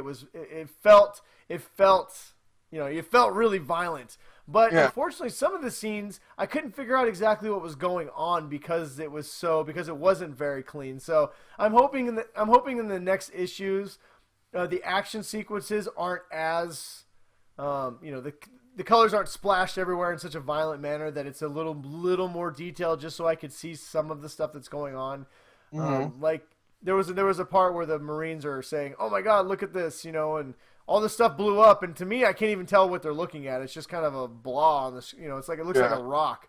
You can't really tell the detail that they're talking about. So, I mean, luckily the writing was strong enough that it compensated for the lack of detail, and I didn't want to call it it's not really so much even. I don't want to give it like a bad review based on that because this is the art style that they were going for, and they did a really good job of it. It's just more of some of the moments that had. I would have liked the scene better what was going on than what I got to see. So hopefully the next issues have a little more detail on a few of the action pieces, and when when the characters are describing, look at that. I hope that whatever it is they're describing, I can actually see a little bit clearer, so I understand what they're looking at. But like I said, I'm just kind of nitpicking a comic that I really enjoyed. It was a fun comic. I blew through the first issue super fast, and it was a lot of fun. It was very nostalgic. It reminded me a lot of the movies I grew up on, and it was fun. It was a great comic. I don't really have anything else to say. Well, and I don't know what you're talking about. I didn't really have a lot of those issues with the blurry kind of art and stuff like that. I didn't get a lot of that. I thought the artwork looked, for being a Predator, it's kind of what I expected. No, I enjoy the artwork, but I guess as a guy who I've always been a big fan of like clean lines, the Jim Lee type art style. So yeah. I like the very bold colors, the very detailed, layouts, and so you see every little thing that's going on. So there was just a couple times during the comic that I found myself not quite understanding what they were talking about because I couldn't visually see it very well. But like I said, it's a minor complaint. I did enjoy the artwork. I think the artwork is done really well. The style that they were going for, I think they nailed it. It was a very, it's a good style. It's not sloppy or. It's not a lot of very bright colors. I mean, there were a couple of times where there'd be some bright colors, but from a tone standpoint, it was kind of a more darker. There is when the big battle fight scene going on, you get to see some bright kind of. Like a sun setting kind of colors in the background and stuff. So, well, just like there was a scene with the Predator, I had to double take it a few times. One of the guys looks like it took a while for me to realize he'd been cut in half by a Predator. You couldn't really tell the way the artwork had done. And like I said, it's on minor stuff. Well, and on the one side, these are all just little nitpicks. On the one side, you couldn't really tell some of the detail, but the way the artwork is, it's very, like I said, visceral in the fact that the way the blood is and the way that the violence is, it makes it much more, you feel it much more. I want to know what the fucking, that crazy ass wicked, like, long axe thing. Yeah, like the sword. That the Predator's got. That thing, it looks wicked cool. Oh, yeah, but. I want to know more about that thing. That thing looks awesome. And when the Predator says, get some, he's holding his big, huge thing, and it's got, like, all the waves. Yeah, no, it was awesome. Well, and then the second Predator showed up, and I was like, "Oh, this is awesome!" So yeah, this is. He's got all the fish. He's got like all the fishnet stuff on. Yeah, well, as you can tell, me and Ryan are we really enjoyed this comic book a lot. Yeah. So, I guess I speak for both of us when I say that we are both on the same page. That this is a strong buy from us. Yeah. So, Life and Death. Predator #1 of 4. It's going to be a 17-issue series, and it's from Dark Horse Comics. It's out now. Just get it. Yeah, just get it. If you are a fan of Aliens or Predator, you are going to love this comic book. It does a great job of embracing both universes and puts them together in a way that feels organic, natural, and is a lot of fun. I am really looking forward to seeing what happens next in this Predator Aliens universe. Oh. Good job, guys. So nice work, Dark Horse. How much is the comic? $3.99. $3.99. All right. Well, and it's out now, so pick it up, read it, enjoy it, get it. And Dark Horse, nice work. Yes. And Fox, make a movie of this. I want to see it now. Yeah. No shit. All right. Moving on. Let's see. Yeah, from we're the not gonna Faithful have 50. Crap. All right, so from the Faithful 50, we got a bunch of questions from you guys this week. We actually did get a lot of questions, so we will dive right into them. This week, look at us diving. Yeah, well, we're both scrambling to grab our phone. Oh, I'm pulling it up. We have two separate places that we gotta pull them up from. So I'll pull them up from our page if you want to pull them up from yours. Okay. All right, so I'm on our page. So first up is I'm not going to say new to the show because Rob has questioned before, but it's been a while since Rob has submitted a question. So I believe the last time he did, we did not have the Faithful 50 yet. So I'm going to say, Rob, you are officially a new member of the Faithful 50. So congratulations. Welcome. We embrace people, and once again, we give you warm hugs. Yes. And we are your friends. What does he got? So Rob wants to know, Is he the only one who thought that new Ghostbuster trailer movie made it look bad? Oh, this is why we had to leave trailer talk for right now. Rob, you were not alone. Me and Ryan, neither one of yeah. us, we were both very much underwhelmed from the trailer of the new Ghostbusters movie. You know, I was remaining optimistic until I actually got to see something like this trailer. And when they showed the very beginning, you know, they're standing there with the ghost, and it kind of reminded me of the library scene. Mm-hmm. And then the ghost projectile vomits all over him. Yeah. Slime. And to me, that seems like it seems like it's something that an 8-year-old, my 8-year-old would find out, you know, hilarious. And as an adult, I was kind of looking forward to more of like, you know, a Ghostbusters movie that doesn't have to go so lowbrow. You know, it's well, and I'm not trying. I don't know. It's just it was like I said, so underwhelming. Yeah, I mean, here's the deal. When they announced that this movie's really received a lot of, I don't know, controversial statements because it's an all-female cast. There's a lot of people who were upset that they did not bring back any of the old cast and that they went with an all-girl cast. Me and Ryan, neither one of us cared that they cast females in the roles of the male Ghostbusters. In fact, the cast, I had no problem with the cast in the trailer. I think they look great. I think they act great. I don't think that's the problem. I think the problem with the trailer is the tone of what this movie appears to be. Part of the reason why Ghostbusters was so successful and was such a beloved classic is it was 3 different genres. It was a sci-fi genre, it was a horror genre, and it was a comedy. And it was all 3 of those things, and each one of those were great movies on their own. And put them together, it was a great movie with an amazing story, and it was a lot of fun. Well, and they didn't dumb stuff down. Yeah, they didn't. They made it. When you're a kid, it was you a felt smart like you were comedy. watching an adult movie. Yeah, but you know, it was a smart horror sci-fi comedy. Yeah. It was really good. This one, like you said, it looks like they're going for almost slapstick. I mean, the part in the trailer where Melissa McCarthy gets possessed by a ghost and she gets her head spun all the way around and the girl's just slapping her. I mean, it almost reminded me of like Scary Movie, the Wayans Brothers movies. I mean, there was at least 2 times where I think I sighed and actually rolled my eyes. Yeah, during the trailer. Well, they did a good job at the beginning, bringing back the nostalgia, showing the old clips, you know, kind of the old fire station in New York, and bringing back like 30 years ago, 4 scientists saved New York, and you're like, oh, okay, this is good. And then, you know, and like you said, they show the new scientists. You're like, okay, they show all the girls, and you're like, okay, this is good. And then they vomit all over them, and then it just goes to straight.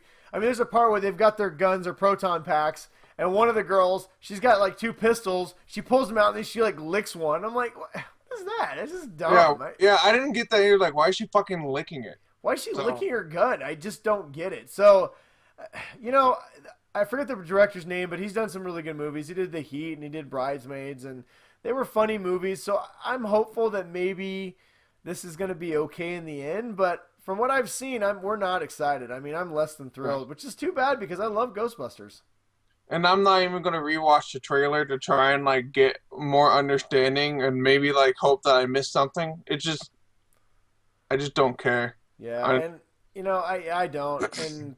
And sadly, I hope this doesn't turn into people don't like the movie and everyone says it's because you guys don't like the girl cast. It has nothing to do with the girl cast. It just has everything to do with the movie itself. I mean, they could have brought back all the originals, and if I would have seen this in the trailer, I'd have been like, ugh, come on, guys. Yeah. If it had been, if it had been Bill Murray with its head spinning around, I would have grown just as much as I did during this one. This was not a good trailer, and if this is an accurate representation of what the movie's going to be, I'm not looking forward to it. So. Rob, you are not alone. I feel like there's a lot of people, judging from our reactions of when I posted on our Facebook page and just in general, I feel like pretty much everyone's on board that they did not like this movie. Well, at least like the trailer for this movie. So I don't know. We'll see. Time will tell. We'll see what the next one looks like. Hopefully the movie's better than what they showed us. So I don't know. Yeah. We'll see. All right. Just prepare that. Whatever you say, you're probably going to get a bunch of people saying that you hate women and shit like that. So, There is that. Just make sure you word it very carefully. If you don't like the movie because you think the movie looks bad, just make sure you point out that, hey, I like the cast. I just think the movie looks bad. Yeah. Like we did.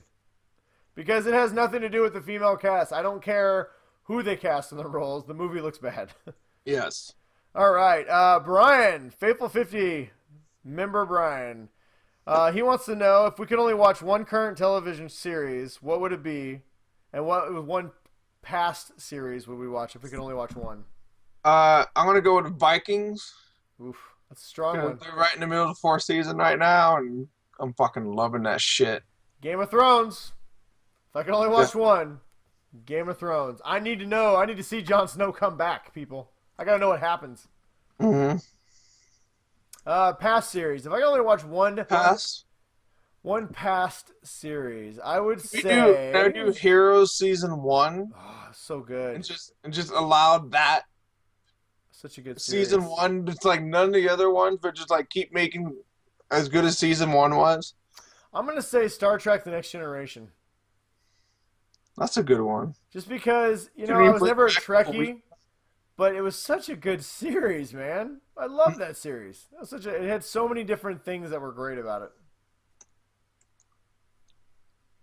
There we go. Next Generation from the past with Pigger. Yes.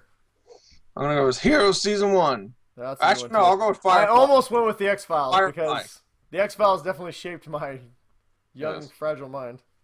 I'm gonna bring back Firefly. Oh.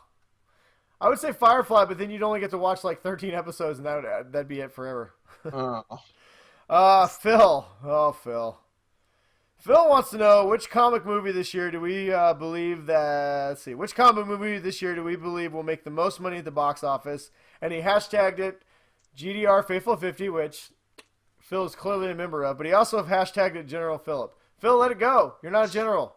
Yes, you're still a low-ranking Sergeant. lieutenant. We may one day let you be a captain. Maybe. Yes. We may let you be Captain Phillip. We'll even give you a dinghy that you can be the captain of. You still need your own squadron. You can be the captain of the USS GDR dinghy. Yes. But that's the most we're willing to go right now, Phil.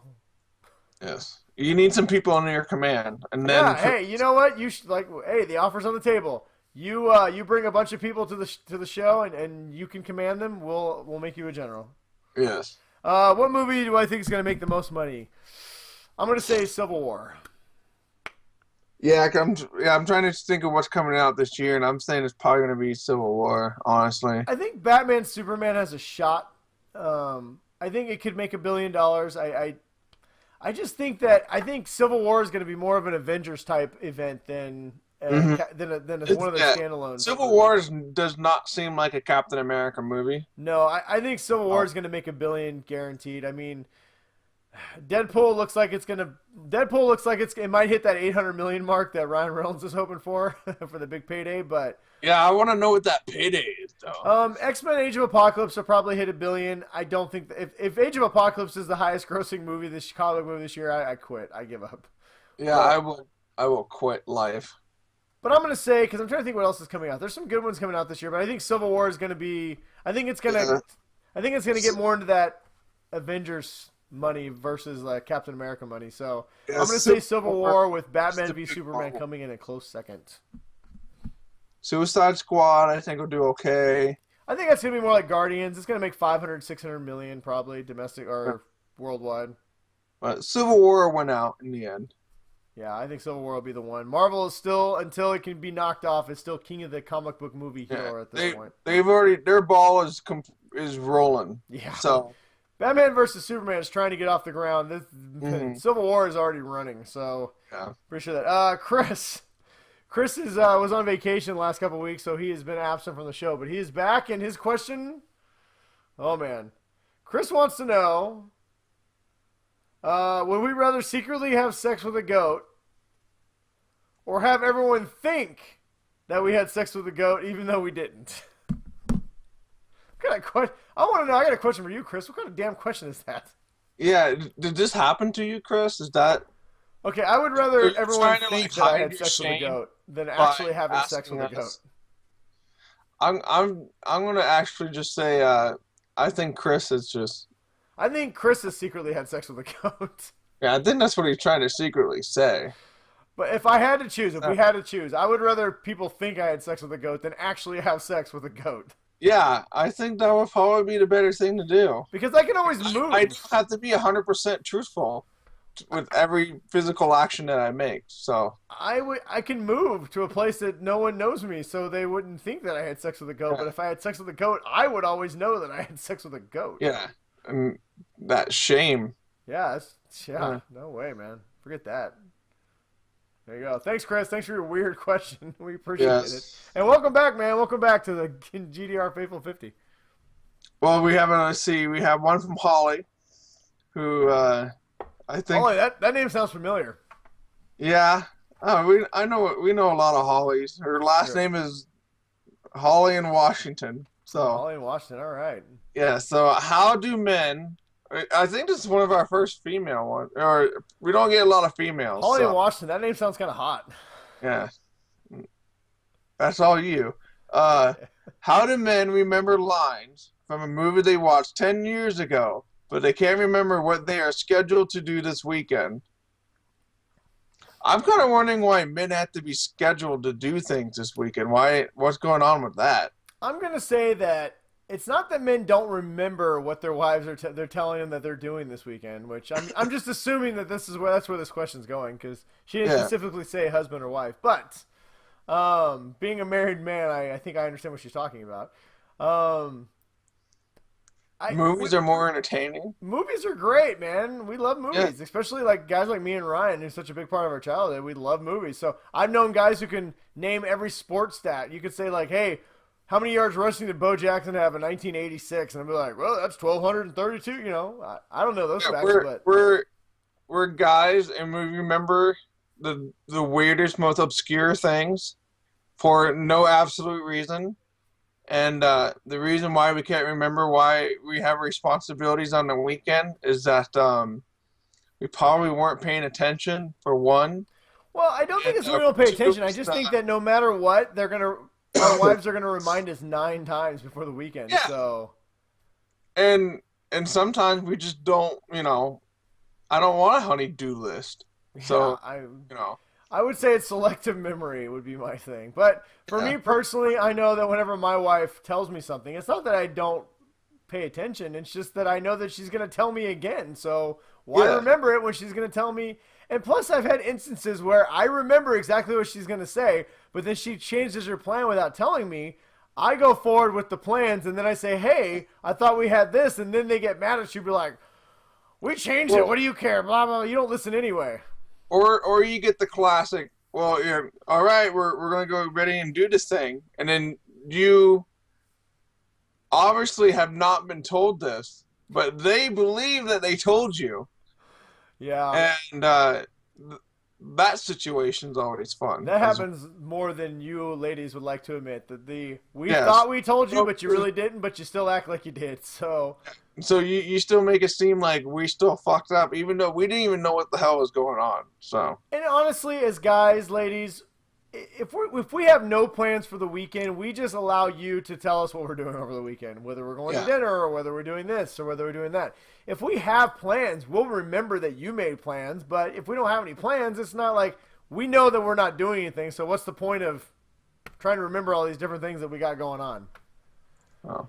And besides, honestly, at the end of the day, the reason why we forget is probably the same reason why you guys forget to, change the toilet paper roll or, hang up your clothes that have been sitting by your bed for 3 months. Those are both valid things that I could apply as well. Yeah, or, why you keep leaving your shoes in the middle of the goddamn living room. I don't know. I believe we've told you guys, we've asked you guys nicely. You know what? I take my shoes off, I put them on the shoe thing, and then I have to pick up shoes that are fucking in the middle of the living room because you take them off when you're sitting in the chair. And me and Ryan may remember a line from Willow we saw in the late 80s, early 90s. But you guys remember that one time in 1997 that we left the toilet seat up and you guys sat in the cold water because you decided you didn't want to look before you sat down, and somehow that was our fault. So you guys remember that shit for 15 years. Well, we remember movie lines for 15 years. Yeah. Brian, what is best in life? Yeah. Well, the best in life is to crush your enemies, see them kneel before you, and hear the lamentations of their women. Yeah, I could not agree more. And so, So, Holly, Holly, thank you. thank you Thank you. very You are much now for your officially. You are now yeah, officially support. our a member of our faithful 50. Thank you for your question, and hopefully you'll come back and ask more. That was a fun question to answer.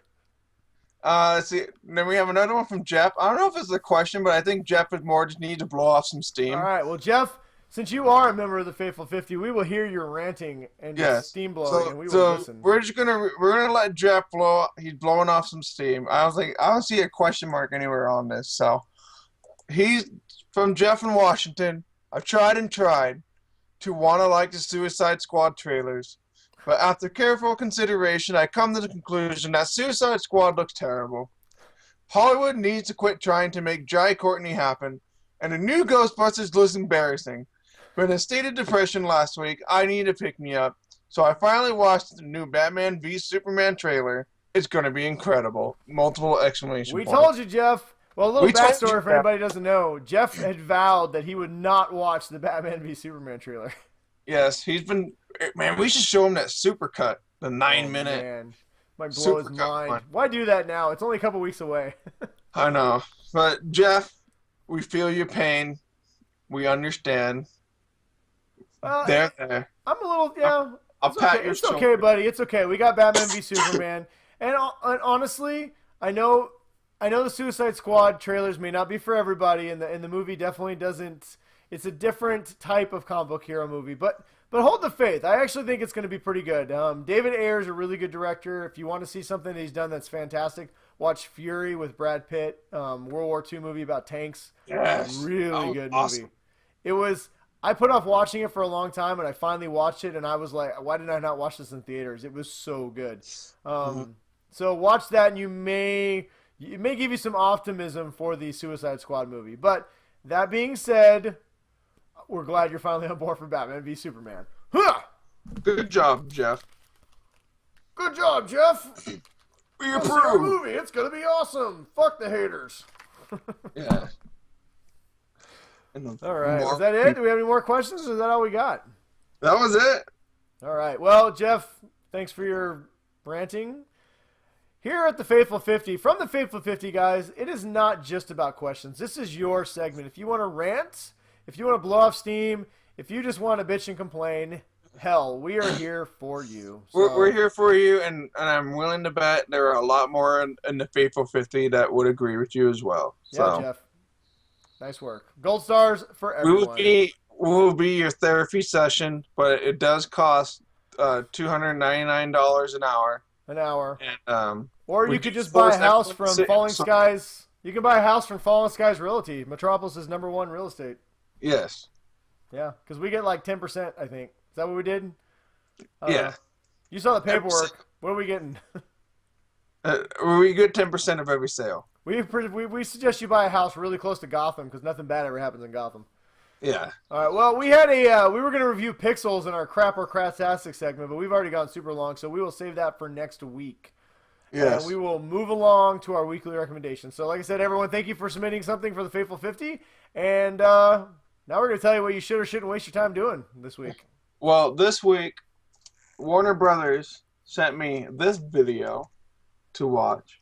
I haven't watched it yet. Brian and I are going to watch it. We'll do maybe a real review and a crap or craptastic review. We're going to be a lot of movie stuff next week. Oh, yeah. But this is the Justice League Cosmic Clash original movie with the DC Legos. Lego movie. So that's my recommendation. It came out on Tuesday. I haven't watched it yet because I was just waiting. We've been busy every night this week after school, so we're watching it this weekend.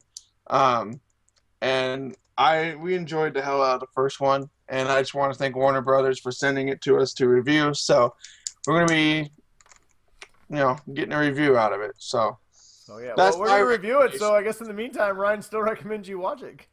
Nice work. yes, Nice work, Ryan. I like it. Show sponsorship. That video is also brought to us by Falling Skies, Metropolis' #1 real estate agency. yeah, you can see Superman a little approved. bit. There's a little sign that's like right here. Yeah. It's hard to see, but it says Falling Skies, Metropolis. Hey, that looks like me on the cover, but not as Yes. awesome. All right. Well, my weekly recommendation, my review this week, well, not a review, my recommendation this week, God, it's so late, is Lucifer on Fox. I gave it, we've watched me and the wife have watched the first 6 episodes, and we really, really like the show. It is a show I did not expect to enjoy as much as I did. The main lead, the actor, I don't have the names in front of me, he is charismatic as all hell, the guy who plays Lucifer.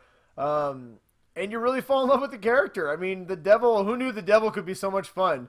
And it's not just the devil. The supporting cast is great. They're actually doing a good job of building the universe. Everything you kind of think you know about Lucifer and the devil is kind of thrown on its head in this, and it gives you a different take on the devil that you didn't really expect. So Yes. a lot of people don't know that this series is actually based on the DC Vertigo comic Lucifer and not necessarily on the biblical version of Lucifer. Obviously, the two intersect in their origins, but it's a different version of the devil than just the evil horned guy who's sticking you with Isn't it? He's like hot poker. tired of torturing people in hell, and Yeah, he got tired of being well in this. He's not so much a bad guy as much as he's the guy that God needed to reign over hell, so he threw him into hell to take it. And he just doesn't want to do it anymore, so he's giving it all up. And he's kind of exploring his humanity, I guess, and his good side in this. And he teams up with a cop. On the surface, it's a procedural. I mean, it's kind of, they move the show along. He's a consultant for the LAPD and helps this detective who he's intrigued by, his charms don't work on, and he's trying to figure out why. He helps her solve crimes, and one of his powers is he makes everyone tells them their darkest secrets, so no one can hide the truth from him. So but it's a really fun show. It's a lot of fun. They're setting up some good mythology. They're building a whole universe that you could see a lot of different interesting characters show up. There's demons, there's angels, there's a supernatural feel, but there's also a really good cop story in between, with it. So I would recommend it. The ratings are strong. It looks like it's going to get a season 2. So if you're on the fence or the name of a show called Lucifer is turning you off, don't be. It is based on the comic, not the Bible, and it is actually a lot of fun. So Lucifer on Fox, Monday nights at 9. looking forward to it. It's really good. Well, I think that's all the that's time we got, man. I don't know how we ran long. it. Yes, We talked a lot. We rambled a lot tonight, I think. it's getting late for me. It was a show that we just this was one of those shows where me and Ryan just wanted to talk. It's been a long week, and we just want to talk to each other. We need to blow off steam. And You guys just happened to listen to our conversation for an hour and a half, and we appreciate that. And we thank you for that. yes, we'll try and tighten things up next week. Yeah, we'll tighten it up. Tighten it like a twiga. If people would like to hear more of us rambling, though, Ryan, maybe you should tell them where they can find us. You can find us on Facebook at the Geek Dad Report, Twitter at the Geek Dad Report. You can find Brian at BrianWest53 on Twitter, and I am Big Bruiser on Twitter. We are on WatchPlayRead.com and Podhell Media, or not Podhell Media, Podhell.com, which is where all of our iTunes stuff goes from. We're all over the fucking place. Yeah. So if you can't find us, send us an email. We will point you in every single direction that we are currently presented We in. even have our own Gmail account, geekdadreport@gmail.com, if you'd like to email us. Yeah, we're even talking about getting a website. So Possibly even getting a website. What else? While you're at Podhell, feel free to check out many of the other shows that we partnered up with, and there's some really good ones there. So while you're there, take a minute and browse the selections. You may find something that you really enjoy. yes, so enjoy, everyone. Yeah, and lastly, don't forget to check out Falling Skies, Metropolis' #1 real estate company. We'd love to thank them for sponsoring our show and funneling millions of theoretical dollars right into our accounts. Yes. So if everyone would please start buying a property in Metropolis from Falling Skies, we will be able to take the show to another level. Yeah, So, and they are having right now a very special promotion that runs right up through March 25th. After March 25th, there are no guarantees. But until Yes. then, there is lots of houses to buy that are beautiful and not destroyed. So yes, go buy a house. Give us some money. sounds good. And as always, if you'd like to support the show, not financially, all we ask from you guys is a like, a subscribe, a share, a 5-star review on iTunes. Yes, more reviews on iTunes would be great. Yeah, follow us. We actually did get a new one. I want to give a special shout out. We did get a very, very nice iTunes review from one of the Geek Dad Report Faithful 50. person did not sign their name. I dug into it because I had to know who it was so I could thank them personally, and I found out. So they wish to remain anonymous, but I'd like to. But I know they're going to be listening, so thank you very much. It means the world to me and Ryan, and it was a great review. So if you guys would like a shout out, leave us a 5-star review on iTunes, or nothing else, just subscribe to us on Leave YouTube. us a 1-star review on iTunes. We'll still give you a shout out. Yeah, 4-star. If you give us a 1-star, we'll give you a stern talking to. Yes, a stern. Yeah, don't leave 1 star. But, But I don't know. I guess in conclusion, just share, blow up everybody you know with our Facebook page and Twitter account and YouTube. We got like 5 new subscribers on YouTube this week. I'd say like thank 8. you, but since you're all private, it doesn't tell us who subscribed. But if you subscribe to our show, thank you very much. We massively appreciate it. You have no idea. It made our week. Very much so. And go check out our Zootopia review. My daughter is adorable in it, and she needs praise and affection. Yes, and she will personally cry if that does not get to 100 views. It's true. But there's a lot of cool stuff on our YouTube page, so go check it out. We have lots of things there. So unless you got anything else, Ryan. There's a lot more coming too. So no, I got nothing else. Just there's a ton of stuff play that end line. Drop it. Drop it like it's hot. Wrong one. Drop.